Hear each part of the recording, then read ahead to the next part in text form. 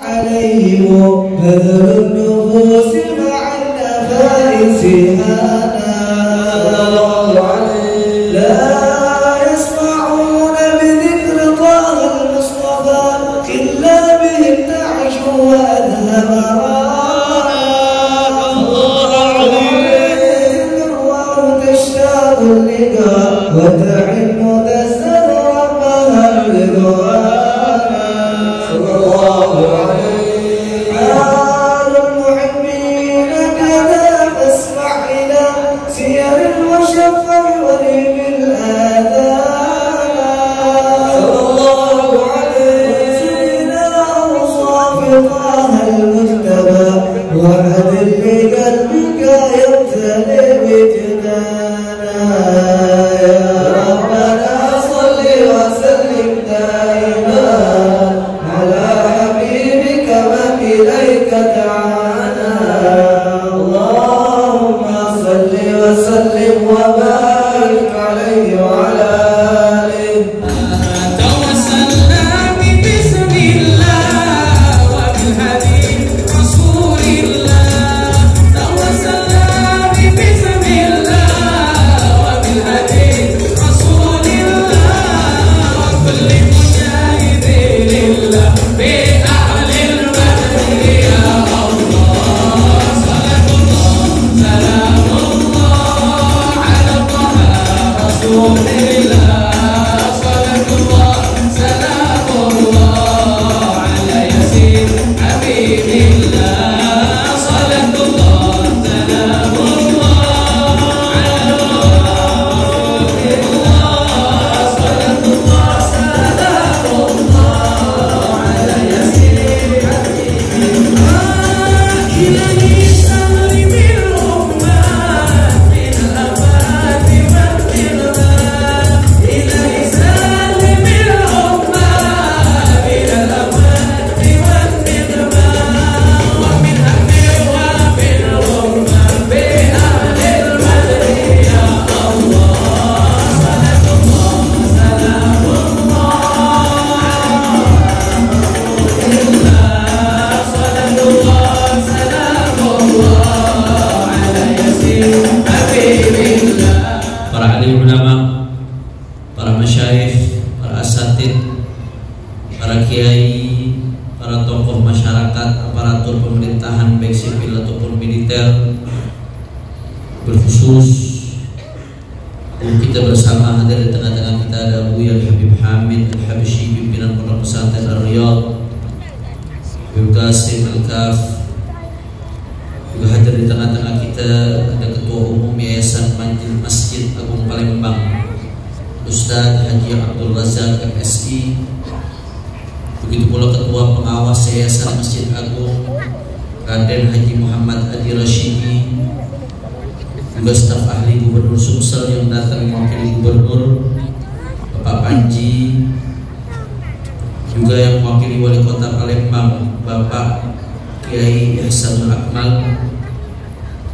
Tidak lupa pula guru kita Kiai Haji Dr. Andes Syarifuddin Ya'qub selaku wakil imam besar Masjid Agung Palembang. Hadir juga di tengah-tengah kita Terhib Idrus, Syahab, dan semuanya para asatid, para tuan-tuan guru. Juga ini Masya Allah dari jauh beliau datang dari Pondok Pesantren Qudratullah Buya Syafiq selaku pimpinan Pondok Pesantren Qudratullah Banyuasin. Semua tidak saya sebutkan satu persatu, begitu banyak tokoh-tokoh kita tanpa mengurangi rasa hormat, rasa ta'zim saya kepada beliau-beliau semua. Kita doakan mudah-mudahan guru-guru kita, para masyayikh kita, para asatid kita, Allah panjangkan umurnya, Allah sehatkan badannya, Allah jaga zahir batinnya, Allah menangkan perjuangannya. Amin ya Rabbal. Dan salam penghormatan yang paling istimewa saya hadiahkan kepada hadirin hadirat, muslimin muslimat, mukminin mukminat, baik yang hadir langsung di tempat ini di Masjid Agung ini atau menyaksikan melalui live streaming. Kita semua angkat tangan, kita minta sama Allah, mudah-mudahan tidaklah kita keluar dari tempat ini semua dosa kita diampuni oleh Allah. Yang sakit Allah angkat penyakitnya, Allah sehatkan badannya. Semua yang hadir dilapangkan rezekinya, diberkahi kehidupannya. Amin ya rabbal alamin. Fi hadhihi al-munasabati as-sa'idah la ansa an uhanni'akum bihulul 'am al-hijri al-jadid 'am 1447.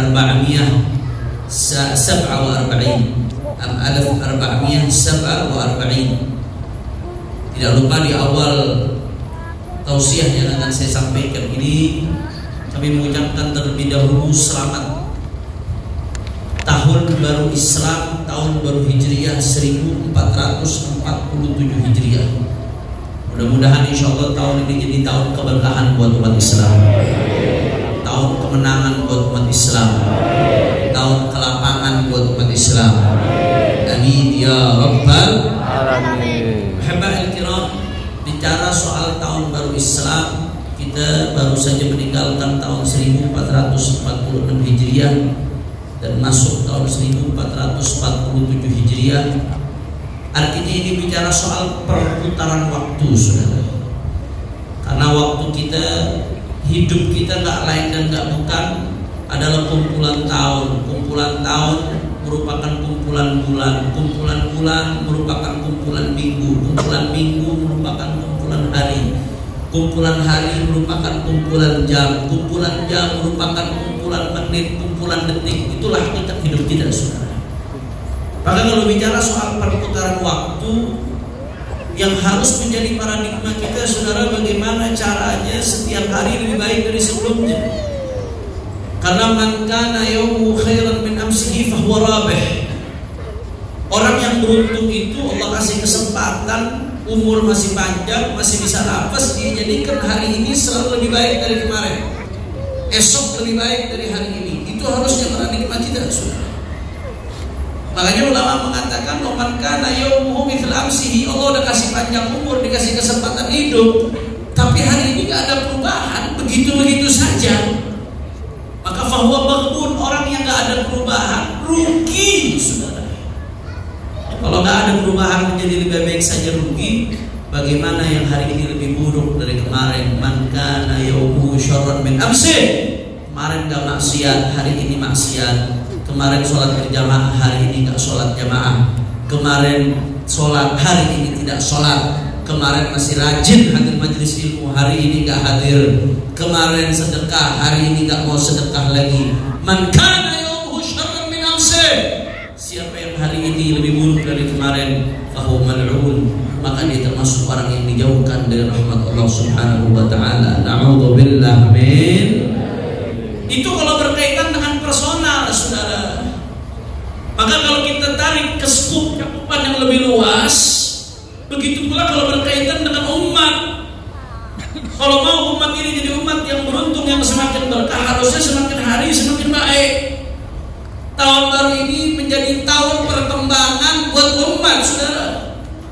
Tapi yang kita lihat, Masya Allah, makin kemari keadaan umat Islam luar biasa, saudara.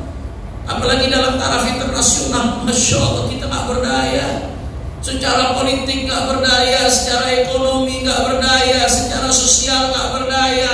Bahkan secara pendidikan, kurikulum kita diacak-acak, saudara. Saya kasih contoh sederhana saja, bagaimana sekarang Palestina, Gaza sudah lebih dari 500 hari dibombardir, saudara. Setiap hari pemandangan sehari-hari yang kita lihat, anak-anak kecil dibunuh, perempuan-perempuan dibunuh, rumah sakit dirudal, sekolah-sekolah dihancurkan. Mereka udah gak bisa beda Yahudi Zionis Israel ini, sampai wartawan-wartawan tenaga medis pun dihajar oleh mereka, saudara. Tapi apa yang terjadi? Negara-negara Islam, khususnya negara-negara Arab di sekeliling daripada Palestina, untuk membuka perbatasan secara terang-terangan saja gak mampu, saudara. Sekedar buka perbatasan, saya belum bicara perang, belum bicara senjata, sekedar buka perbatasan untuk masukkan kontainer-kontainer bantuan makanan agar saudara-saudara kita di Gaza gak kelaparan, gak kehausan. Mereka sudah dibombardir, masih harus kelaparan, kehausan juga, saudara. Untuk buka perbatasan saja masuk ke Gaza, segitu gak berdayanya politik Inna lillahi. Jawab yang jujur, jawab yang jujur. Melihat keadaan umat seperti ini, sedih atau tidak? Prihatin atau tidak? Miris atau tidak? Saya jadi teringat, saudara, kenapa ini bisa terjadi? Saya jadi teringat dengan sabdanya Rasulullah Sallallahu Alaihi Wasallam. Rasulullah bersabda, yushiku an tada' alaikumul umam kama tada'al akalatu ila qashatiha.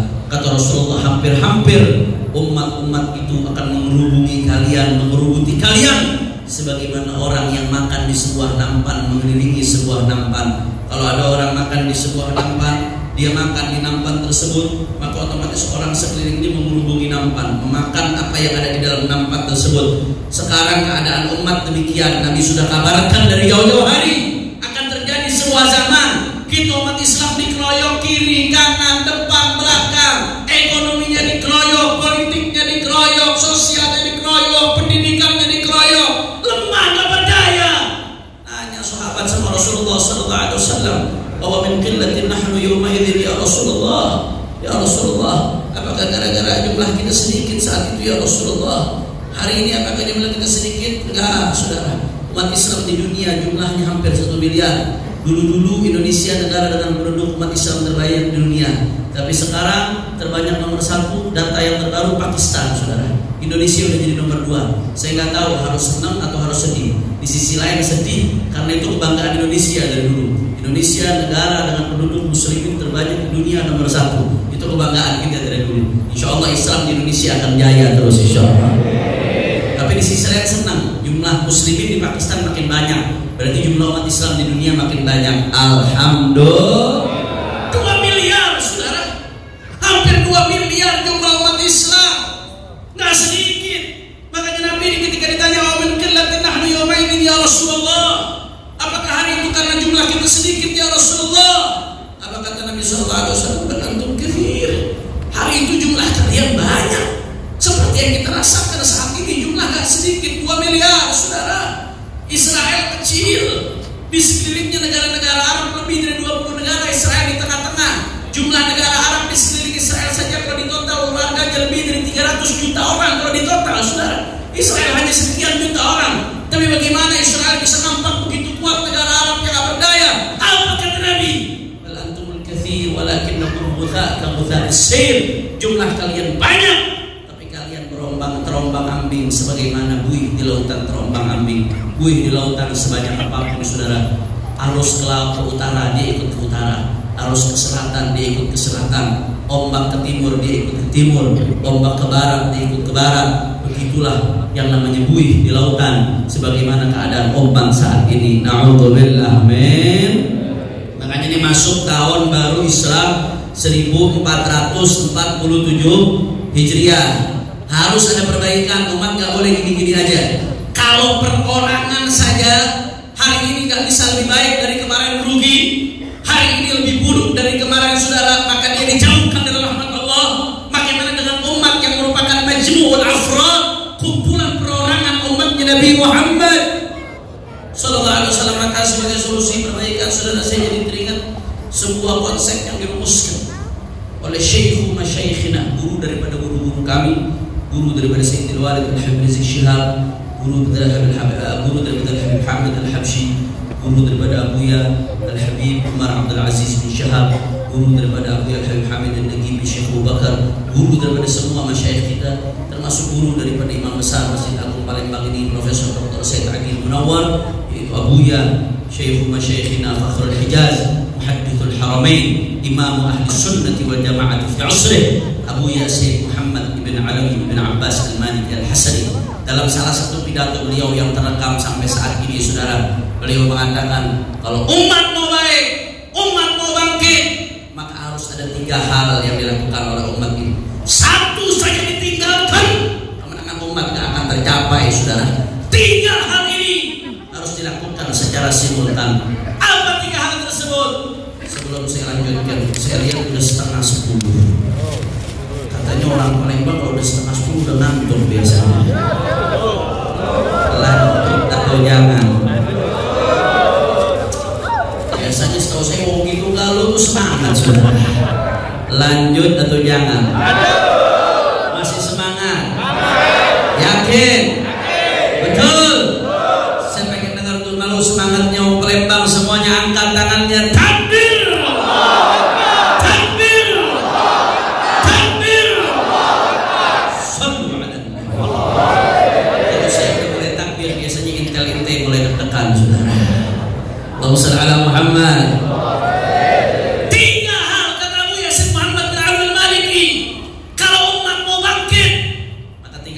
Dilakukan oleh umat secara simultan kepada Allah. Apa 3 hal tersebut? Yang pertama kata Abuya adalah at-tahajjud. Yang pertama apa? Kurang kompak. Yang pertama apa? Ikutin sama-sama. Yang pertama apa? Yang apa? Saya kalau ceramah, saya punya target. Saya selesai ceramah, jamaah harus ada dibawa pulang. Konsep saudara, nggak boleh pulang dengan tangan kosong. Yang pertama apa? Yang kedua mujahadah. Yang kedua apa? Mujahadah. Jadi yang pertama yang kedua mujahadah. Yang ketiga adalah jihad. Yang ketiga apa? Jihad. Yang pertama tahajud. Yang kedua mujahadah. Yang ketiga jihad. Ulang sekali lagi. Yang pertama tahajud. Yang kedua mujahadah. Yang ketiga jihad. 3 hal ini harus dilakukan secara simultan saudara. Teman perlu saya garis bawahi. 3 hal ini jangan diartikan secara tekstual, jangan diartikan secara letterlek saudara.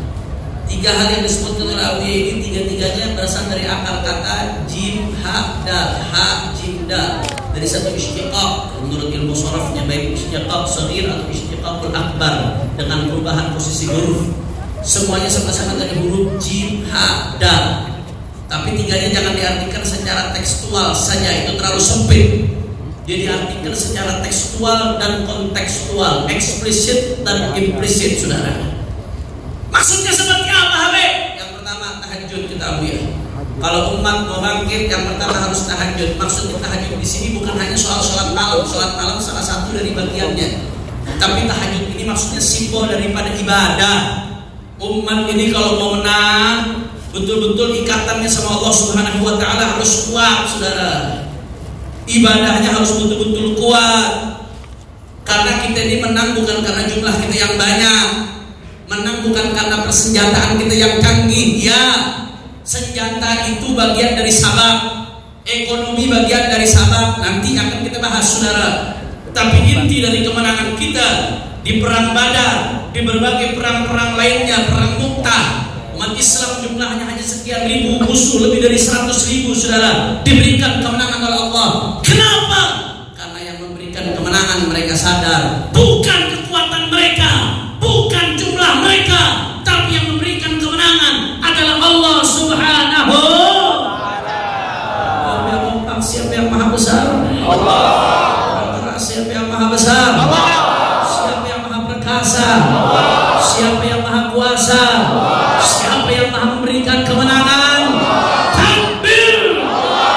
Takbir! Sallu ala Nabi. Sudah tak bisa kita menang tanpa ibadah, karena kita butuh pertolongan Allah. Ikatan hati harus kuat sama Allah Ta'ala. Dan ibadah yang paling afdal adalah takwa, saudara.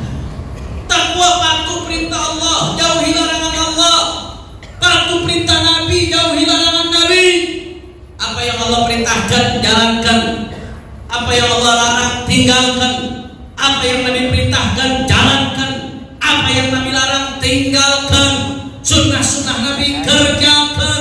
Takwa, jaminan dari Allah Subhanahu wa Ta'ala, saudara. Apa kata Allah Subhanahu wa Ta'ala? Ayat yang sering dibawakan oleh para khatib, bahkan pejabat pun ikut membawakan ayat ini. Kalau anna ahlal qura amanu wattaqau la fatahna 'alaihim barakatin minas sama'i wal ard. Allah yang jamin kalau penduduk sebuah negeri beriman, enggak cukup cuma beriman, wattaqau, takwa kepada Allah Subhanahu wa Ta'ala, maka apa yang akan terjadi? La fatahna 'alaihim barakat. Allah membukakan pintu-pintu keberkahan, berkah ekonominya, berkah politiknya, berkah warganya, berkah waktunya, berkah segala-galanya. Kenapa? Karena dibukakan pintu keberkahan dari langit langit dan bumi oleh Allah Subhanahu. Makanya takwa. Sebaliknya, kalau takwa bawa keberkahan, maksiat itu bawa kesialan.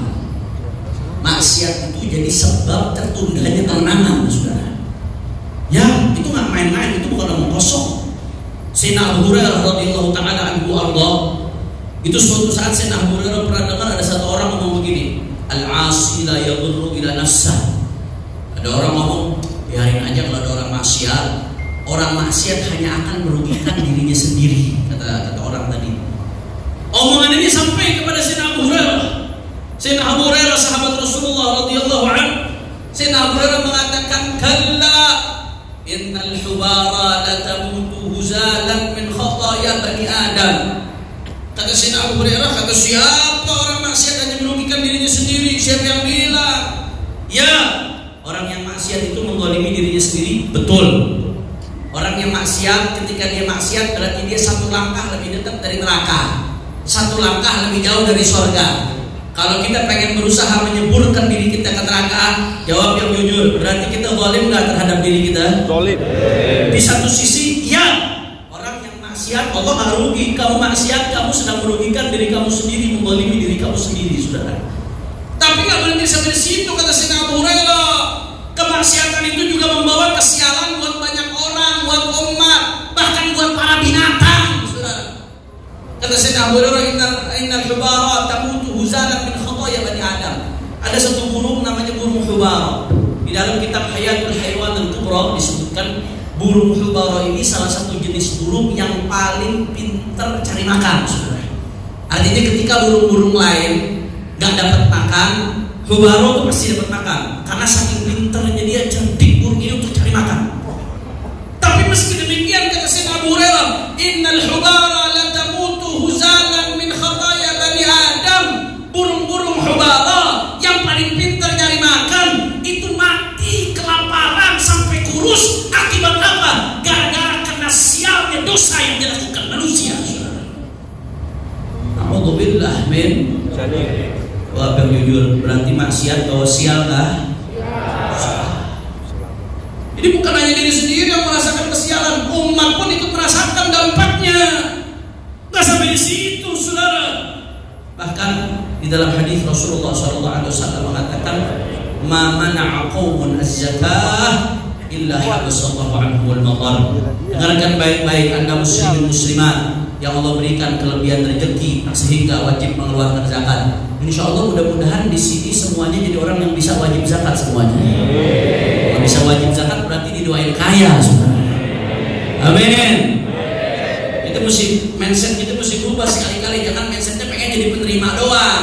Harus berpikir bagaimana jadi pemberi zakat. Kalau otaknya kita pengennya jadi pemberi zakat, nanti Allah kasih rezekinya rezeki pemberi zakat, saudara.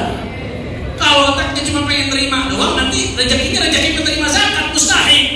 Na'udzubillah min. Kata Rasulullah SAW, ma mana'a qaumun az-zakah illa habasallahu anhumul matar. Kalau sebuah kaum enggan mengeluarkan zakat, saudara, seringkali ada orang-orang yang tidak mengeluarkan zakat ini menjadi penyebab pancaklik hujan gak turun, saudara. Sampai-sampai Allah Ta'ala mencegah turunnya hujan gara-gara ada sekelompok orang yang gak membayar zakat, kata Nabi SAW. Makanya di dalam Islam ada istilah sholat istisqa, sholat supaya minta turunkan hujan. Kalau dalam satu waktu lama gak turun hujan, akhirnya saudara kekeringan di mana-mana, disunnahkan sholat istisqa. Itu kalau sudah sholat istisqa, maka imam, pemerintah disuruh mengumumkan supaya sebelum sholat istisqa kumpul di lapangan, rakyat itu semua taubat dulu, istighfar dulu, mohon ampun dulu. Kalau ada hak-hak yang berkaitan dengan orang lain, keluarkan dulu hak tersebut, saudara. Kenapa? Karena dosanya bawa sial. Nah, semuanya kita baca salawat. Tadi salawat Badar dibaca, kita baca lagi sekali lagi. Mudah-mudahan berkah Ahlul Badar, umat diberikan kemenangan. Dan Indonesia mudah-mudahan dijaga oleh Allah. Indonesia dijaga oleh Allah. Indonesia dijaga oleh Allah. Sumatera Selatan dijaga oleh Allah. Palembang dijaga oleh Allah. Amin ya Rabbal.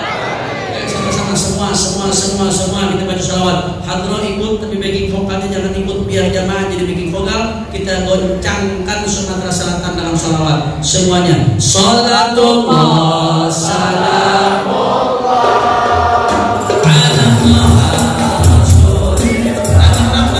Salatullah salamullah ala Yasin. Semuanya. Salatullah salamullah. Salatullah.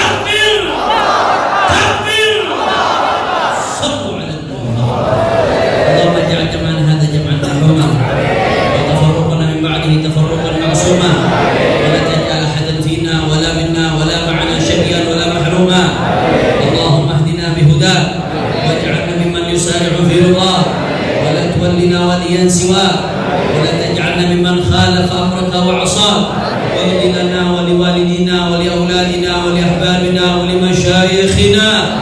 Hajat, mudah-mudahan semua yang punya hajat kabul. Mudah-mudahan semua yang punya hajat kabul. Mudah-mudahan semua yang punya hajat kabul. Hajat hissiyah, ma'nawiyah, dunyawiyah, wa ukhrawiyah.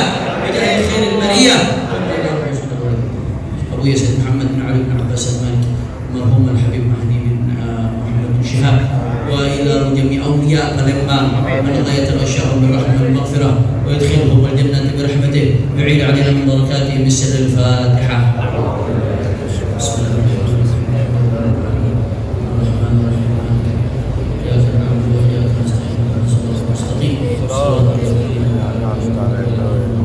Minggu depan tabligh akbar di mana Habib? Salawas.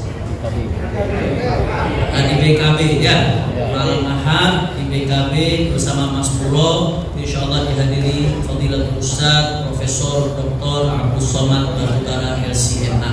Ya, siap ramaikan? Siap syiarkan? Ramaikan, syiarkan, hadiri, sebarkan. Insyaallah umat kumpul turun rahmatnya Allah Subhanahu wa taala. Ini saja yang saya sampaikan, lebih kurangnya mohon maaf. Mohon maaf kalau ada salah-salah kata, mohon maaf kalau ada yang kurang berkenan. Jangan ditutup sampai, jangan bergerak sampai ada ditutup doa. Ada orang-orang tua kita mungkin nanti akan membacakan doa di guru kita. Ada ni Allah wa iyyakum ila siratal mustaqim. Wassalamualaikum warahmatullahi wabarakatuh. Terima kasih sudah menonton video ini sampai selesai. Sampai jumpa di video-video selanjutnya.